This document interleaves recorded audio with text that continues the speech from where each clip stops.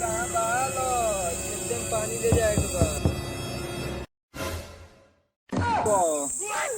मलना मलपुआ हो राजा मरिया सुनतो नहीं खे बुझा तक कानवा में लाड़ पे ले लेबा रे मत मरिया दो गाल तबे से 1 घंटा से तोके बुला देन तोर कानवा में लाड़ पे लल बा। अरे बाप रे बाप रे बाप ये माई काहे मारा तबे इतना मस्त गाना सोचले रहनी स्टूडियो में गाना गावे बत्ते लाते से हमके मारते ले तू कल पानी पहुंचाएगा जल्दी जो पहुंचा हम ना ले जाए पानी खेते में जो तोके ले जाएगा तो जो हम जाते नहीं गाना गावे स्टूडियो में हम ना हमरा से ना कोनो काम होई ये कह देता नहीं वे ढेर बा हम करो आओ तलस हम जाते नहीं चलत मरुआ दो गाला सुन सुन सुन सुन हम जाते नहीं जो पानी पहुंचाओ हम जाते नहीं ते जो घरे जो हम पानी लेके जाते नहीं ते जो घरे जो हम पानी लेके जाते नहीं जो से घरे ए माई सुन सुन सुन आई हम मोबाइल ले ले जो एगो बाबूजी के एगो बाबा के दे दिए चूसल करी लोग कोनो दिखवा दो गाला ये कुर्सी खाता ई बारी में बैठ के आधी आधी रतिया उठे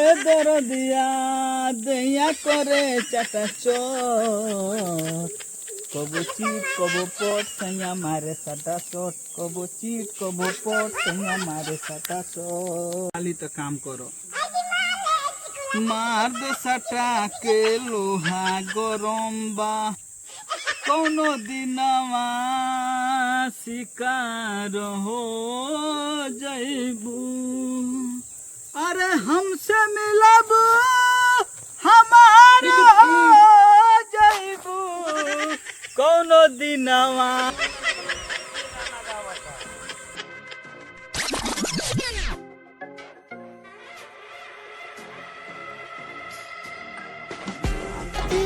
छुटा चरले जाए दादा नहीं चाहिए हमरा हो चाहिए नहीं चाहिए हो कुछ हमरा हो चाहिए नहीं चाहिए कुछ धाक मार दे तू बाप हव तो के तनिको लाज शर्म लागता कुहर पात्र गाना गाओ तड़ आज तक पूरा गांव के लोग हमके कहत रहे विश्वास ना तू तो मर्द महा धिंगड़ा बाड़ का भइल रे काय एके कहतले रे का भइल रे ते हमरा किनी के नजर देखा तो के तनिको लाज शर्म बा हम तबे से कोनो होता हम धिंगड़ा हो गइल आ तबे से कोनो चिल्ला देनी ते हमें भाग मार दे तो के तनिको लाज शर्म लागता पूरा गांव के लोग कहत थे कि तोर बाप हेंगा है पतोही के पीछे हो लइकिनी के पीछे तो के तनिको लाज शर्म बा मत हमार नाक कटवा दिहलो लोग कहते कि तोर बाप हेंगा बा तोर बाप होंगा बा आज तो के अपने आंखी से देख लिया नी मर्द कितना घटिया कितना धिंगड़ा आदमी तू बाड़ो फुहर पातर गाना गाओ तो तनिको तो लाज शर्म बाटे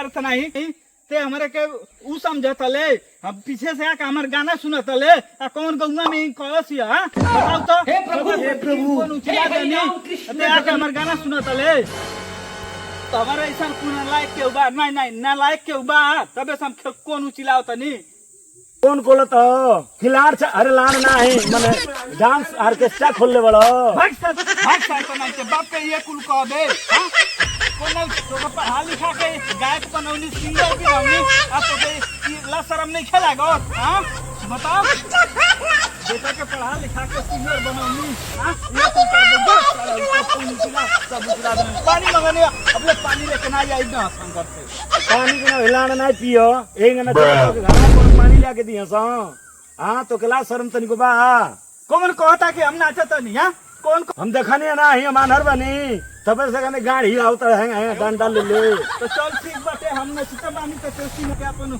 हुस्सा उचिला हम पानी भेजवा अपन जा अपन उचिला जा अबले पानी मंगले बानी अबले पानी लेके ना आई ना जा हम 3 कोना उचिला गेल बानी जा ले जा अपन उचिला ठीक बाले हम जाते नहीं चिल्लावे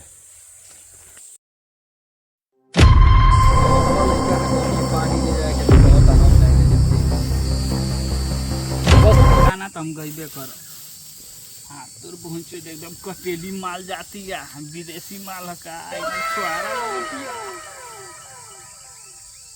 हमर लड़का रे सिया टाइम गाना तो गईबे करो हाँ तो पहुंचे तो एकदम कटेली माल आवती है एकदम छोहाड़ा लागती है अरे ढूंढिया काहे ने देखावती है माल तो एकदम छोहाड़ा लागती है हाँ तो पहुंचे तो बेहोश हो जाए का रे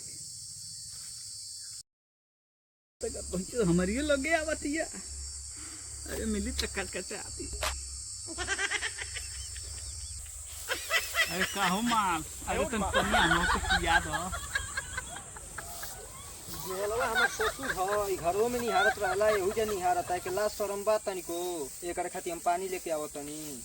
अरे पतोहा तू अरे हमार ढोरी देखत ल तू। एकरा तो मारा दे देबा। लेकिन एक सेकंड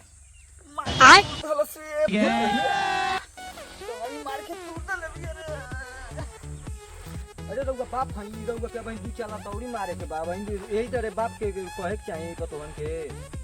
अरे बाप रे टगरी तोड़ देले बिया रे। अरे बाप रे बेटा दौड़िया पतोया। अरे बाबूजी का हो गइल, का हो गइल? अरे टगरी तुला बिया पतोया रे बेटा। अरे का हो गइल, का हो गइल? उठा उठा उठा पतोया मार के टगरी तोड़ देले बिया रे बेटा। उठा उठा उठा उठा। ए का पता रे? ते हमर बाबूजी के हिंगा बोलबे। अब भाई नेता ने कहत ल भाई तोर बाबूजी गंगे में लगा भूल गए।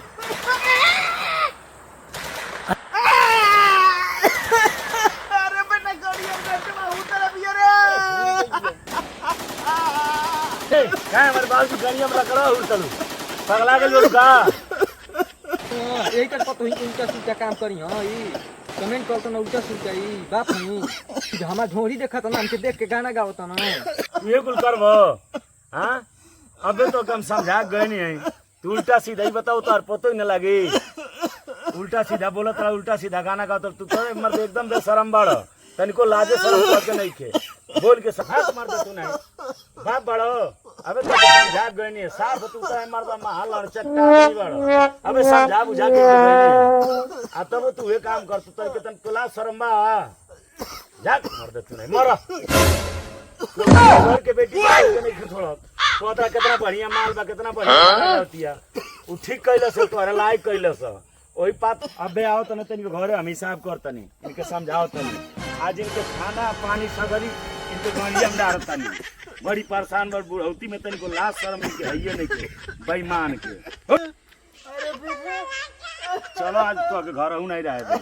पहले तो गला अपन लाठी ले हमारे ते लइका हो गए न तब हमके नहीं के छोड़ते बाप वाले।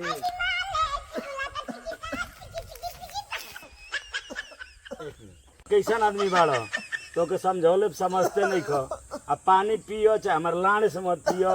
हम चलता नहीं घरे आ मौगी रिसिया गइल घरे पनियो ले जाता पिया चाहे लान चाहता चाहे या मोर जगन्नाथ प्रेमानंद अभी मजा आएगा ना भिड़ो।